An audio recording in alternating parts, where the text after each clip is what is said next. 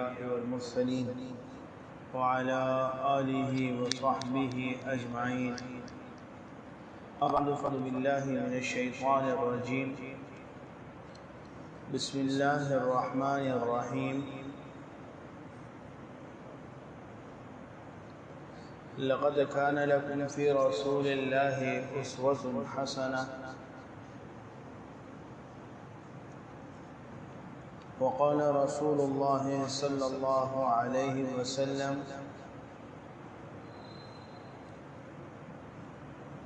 كل أمة معاف إلا المجاهرين، أو كما قال عليه الصلاة والتسليم.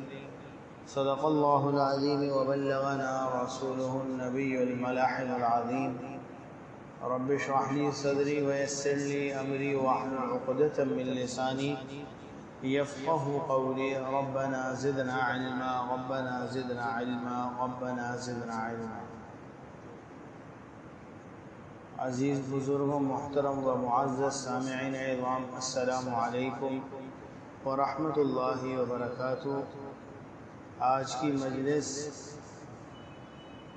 سے مفتی سہیب صاحب نے گفتگو کرنی تھی، ان سے رابطہ اس وقت نہیں ہو پا رہا، شاید کوئی عذر کی وجہ سے وہ تشریف نہیں لا سکے. آج کی مجلس کا عنوان جو تھا وہ تھا اسلامی معاشرے کی اخلاقی اقدار، یعنی معاشرے کے اندر اسلام کے نام پر جو معاشرہ مزین ہوتا ہے، جو معاشرہ تشکیل پاتا ہے، اس کے اخلاق کیسے ہونے چاہیے.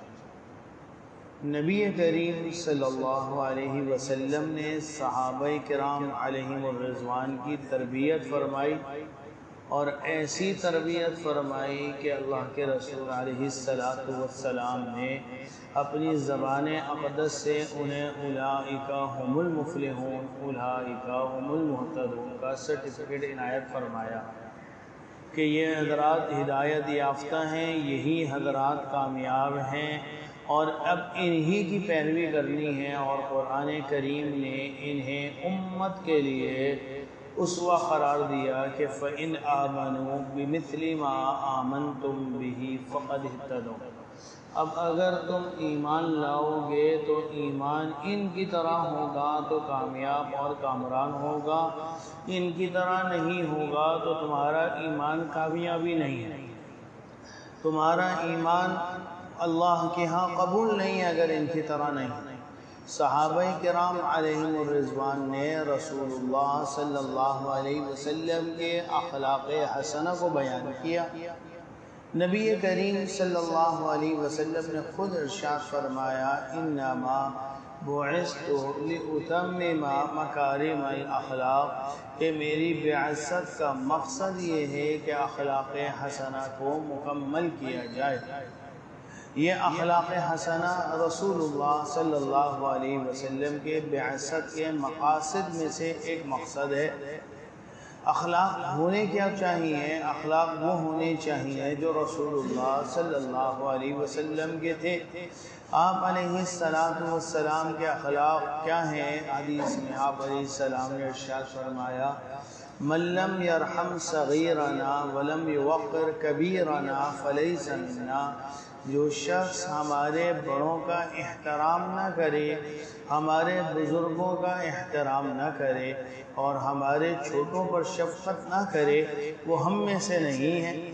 حضور علیہ السلام نے ارشاد فرمایا: من لا یؤمن جارا لا ایمان لا. جس کا پڑوسی امن میں نہیں ہے اس کا ایمان نہیں ہے.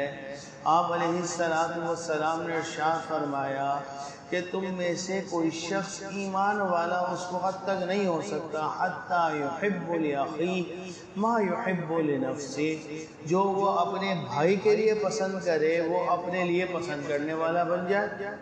گویا کہ ہمیں تو دوسرے پہ فوقیت نہیں دی گئی بلکہ دوسرے کو اپنے اوپر فوقیت دی. ہمیں تو ایثار سکھایا گیا. غزوہ بنی ثقیف کے موقع پر رسول اللہ صلی اللہ علیہ وسلم کے صحابہ موجود ہیں، جہاد ہوا ہے، غزوہ ہوا ہے، ہزاروں بنی ثقیف قبائل کے افراد قید ہوئے ہیں.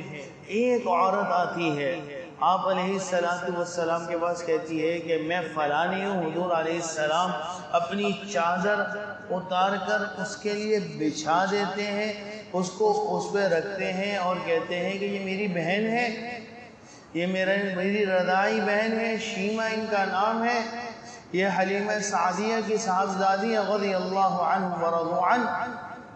آپ علیہ السلام ان کے لیے اپنی چادر بچھا رہے ہیں کہ میری بہن آئی ہے، اور ان کے کہنے پر پورے غزوہ بنی ثقیف کے قیدیوں کو رہا کیا گیا، سارا مال واپس کیا گیا کہ میری بہن نے مانگا ہے. آج ہماری ہاں بہن وراثت مانگ لے، ہم ملتے اس لیے نہیں ہے کہ وراثت دینے پڑ جائے گی. ہم بہن کو وراثت مانگ لے تو ہم کہتے ہیں ہمارے ابا اماں کہہ کے مرے تھے، جو دینا تھا دے دیا، جہیز کی صورت میں ہم نے زندگی میں دے دیا، اب تمہارا کوئی حق نہیں ہے. شریعت کا حق ہم کھانے کے لیے تیار بیٹھے ہیں. ہم حضور اکرم علیہ السلام کے اخلاق کی طرف جائیں کہ آپ علیہ السلام اپنی چادر بچھا رہے ہیں اور صحابہ کرام علیہم الرضوان سے کہہ رہے ہیں کہ قیدیوں کو رہا کر دو. کس کے لیے؟ رضاعی بہن کے لیے، جو کہاں ملی؟ بچپن میں ملاقات ہوئی تھی اور اب جا کر غزوہ بنی ثقیف کے موقع پر آئی ہیں. وہ وہی حلیمہ سعدیہ رضی اللہ تعالیٰ عنہ کی بیٹی ہیں. وہ کہتی تھی والدہ سے، امی جان بھائی کو بھیجو گے تو میں جاؤں گی بکریاں چرانے کے لیے، کیونکہ بکریاں خود چرتی ہیں اور بعد میں آ کر بھائی کے چہرے کے تکتی رہتی ہیں، اور جہاں جب بھائی جاتا ہے تو مجھے بکریوں کو چلانے کی ضرورت نہیں پڑتی، بکریاں خود چل کر آتی ہیں. وہ حلیمہ سعدیہ رضی اللہ تعالی عنہ کی صاحبزادی ہیں جو بنو سعد کے علاقے کی ہیں. طائف سے آگے کی طرف بنو ثقیف کا جب جہاد اور غزوہ ہوا ہے، ایک ان کے خاطر پورے قبیلے کو آزادی ملی ہے. ہمارے اخلاق حسنہ یہ ہیں. رسول اللہ صلی اللہ علیہ وسلم کی تربیت میں ایک بیٹا ہے، ایک صاحبزادے ہیں جن کا نام سلمہ رضی اللہ تعالی عنہ. یہ حضرت ام سلمہ کے صاحبزادے ہیں. ربیب رسول اللہ صلی اللہ علیہ وسلم، ربیب کہا جاتا ہے جو عورت اپنے ساتھ بچے کو لے کر آئے. حضور کی پرورش میں تھے، آپ علیہ السلام ان کی پرورش فرما رہے ہیں. اور ہمارے یہاں اگر کوئی سسرال کا بچہ وہ آیا ہوا ہو تو ہمارا رویہ کیا ہوگا؟ حضور علیہ السلام کا رویہ کیا ہے؟ وہ الٹے ہاتھ سے کھا رہے ہیں. حضور علیہ السلام ان کا ہاتھ روک کر کہہ رہے ہیں، اے بچے خود بھی امین، سیدھے ہاتھ سے کھاؤ. وَكُلِي مِمَّا يَلِيكَ، اپنے آگے سے کھاؤ. وَقُلْ بِسْمِ اللَّهِ، بسم اللہ پڑھ کر کھاؤ. تربیت کا انداز رسول اللہ صلی اللہ علیہ وسلم فرما رہے ہیں. آج ہماری یہاں لڑائی اس بنیاد پر ہے کہ فلانے نے مجھے سلام نہیں کرا، فلانے نے میرے متعلق یہ گفتگو کری. حضرت انس رضی اللہ تعالیٰ عنہ کہتے ہیں میں نے حضور علیہ السلام کی 10 سال خدمت کری، کبھی حضور کو سلام میں پہل نہیں کر سکا، بلکہ آپ کی سیرت نگار لکھتے ہیں حضور علیہ السلام کو کبھی کسی نے سلام میں پہل ہی نہیں کری ہے. ہمیشہ حضور علیہ السلام نے پہل کری ہے. افشوا السلام وتسلموا، السلام کو پھیلاؤ، سلامتی میں رہو گے. یہ حکم ہمیں سکھلایا گیا، یہ اخلاق. اور ہمارے اخلاق کا ہے، ہم کہتے ہیں مجھے سلام کرو، مجھے سلام نہیں کرا، بھانجے بھتیجے نے مجھے سلام نہیں کرا، میں کیا تھا. ہمارے یہاں اخلاق ہی ہیں، ہم کہتے ہیں مجھے نہیں ملا، مجھے کیا بنتا ہے. اور ہمیں سکھا تحادو، ہدیے دو، تحادو ہدیے دو، لین دین کرو، تحابو محبتیں بڑھ جائیں گی. یہ اسلامی اخلاق ہیں، یہ ہمارے معاشرے کی اقدار ہیں جو اس وقت عنقا ہو چکی ہیں. ہم کہتے ہیں مجھے فلانے نے یہ کہا، اور ہمیں حدیث کہتی ہے سباب المسلم فسق، مسلمان کو برا بھلا کہنا گناہ ہے. مسلمان کے متعلق برا گمان کرنا ان بعض الظن اثم، گناہ ہے. ولا تجسسوا، کسی کی جاسوسی مت کرو. ولا یغتب بعضکم بعضا، ایک دوسرے کی غیبت مت کرو، ایک دوسرے پہ تہمت مت باندھو. ہمیں تو اسلامی اخلاق اور معاشرتی اقدار یہ سکھلا رہے ہیں. یہ اخلاق اور اقدار کب میری زندگی میں آئیں گے؟ میری زندگی کی بہاریں گزر رہی ہیں۔ ربیع بہار کو کہتے ہیں، اور بہار کے موسم کے اندر پھل کھلا کرتے ہیں، پھول کھلا کرتے ہیں، پتے دوبارہ درختوں میں آ جاتے ہیں۔ ربیع الاول بہار کا پہلا مہینہ، ربیع الثانی بہار کا دوسرا موسم، ربیع الثانی چل رہا ہے، پہلا موسم گزر گیا، دوسرا موسم آ گیا، اور اخلاقی اقدار کا کوئی پھول مجھ پہ نہیں کھلا، میں کہاں ہوں؟ بلکہ جو گرے تھے خزاں کے اندر وہ بہار میں دوبارہ اگے نہیں گزرے، میں اس کی فکر بھی نہیں کر رہا ہوں۔ وہ اخلاق رسول اللہ صلی اللہ علیہ وسلم کہاں ہیں؟ حضور علیہ السلام سال کا راشن گھر میں ایک ساتھ ڈلوا دیا کرتے تھے۔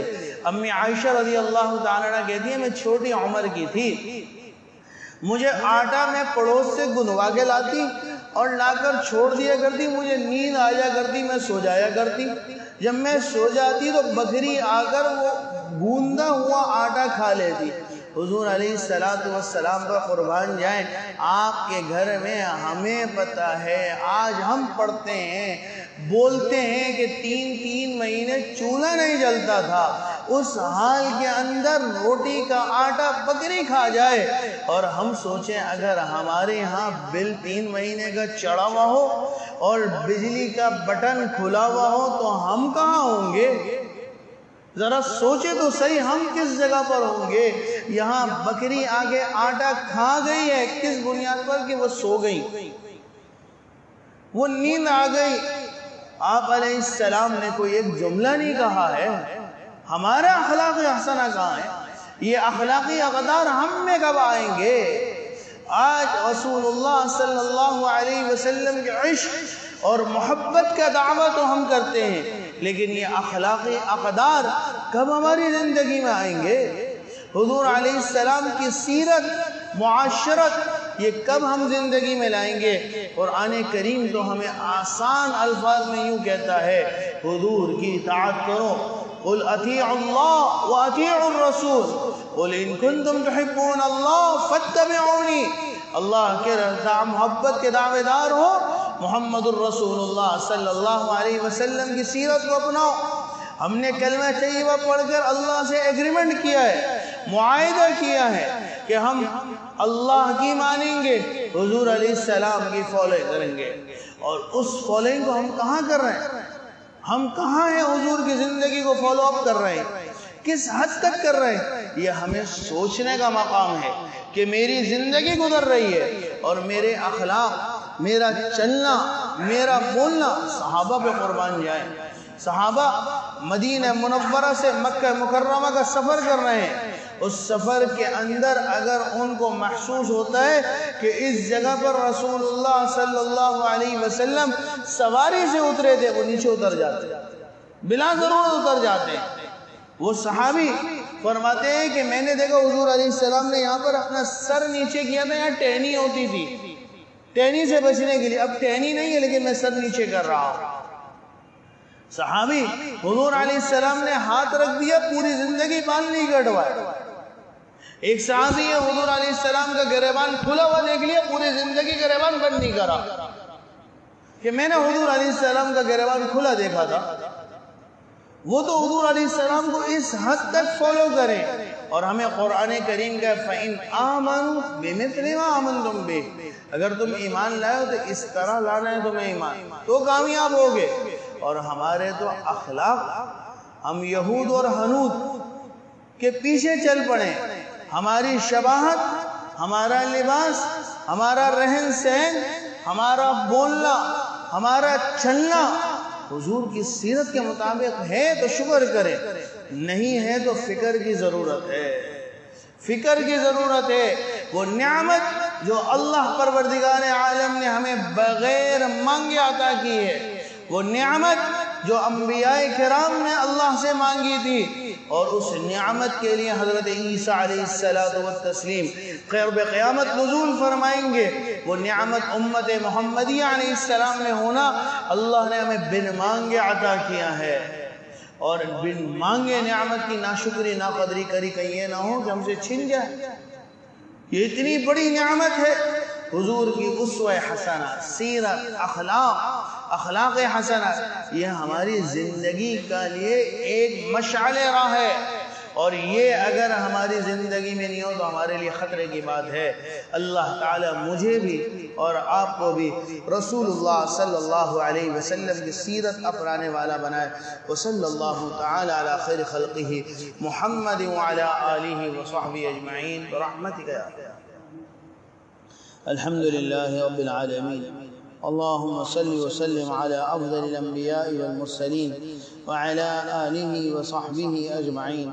یا رب العالمین یا ارحم الراحمین، یا اللہ ہم سب کے گناہوں کو محض رحم و کرم سے معاف فرما، بیماروں کو شفاء کاملہ عاجلہ مستمرہ نصیب فرما، مرحومین کی مغفرت فرما، پریشان حالوں کی پریشانیاں دور فرما، قرض داروں کو قرض کے عذاب سے نجات نصیب فرما، غزہ اور فلسطین کے مظلوموں کی مدد فرما، ہمارے ملک کی جغرافیائی اور نظریاتی سرحدات کی حفاظت فرما، یا ارحم الراحمین امن و امان نصیب فرما، یا ارحم الراحمین ہمارے دفاعی افراد کی بھی حفاظت فرما اور ہمارے نظریاتی دفاعی حضرات کی بھی حفاظت فرما۔ یا اللہ جتنی خیر پیارے حبیب علیہ السلام نے مانگے ہمیں عنایت فرما، جتنے شرور سے پناہ مانگے ان سے ہماری حفاظت فرما۔ وصلی اللہ تعالی علی خیر خلق محمد وعلی آلہ وصحبہ اجمعین برحمتک یا اللہ۔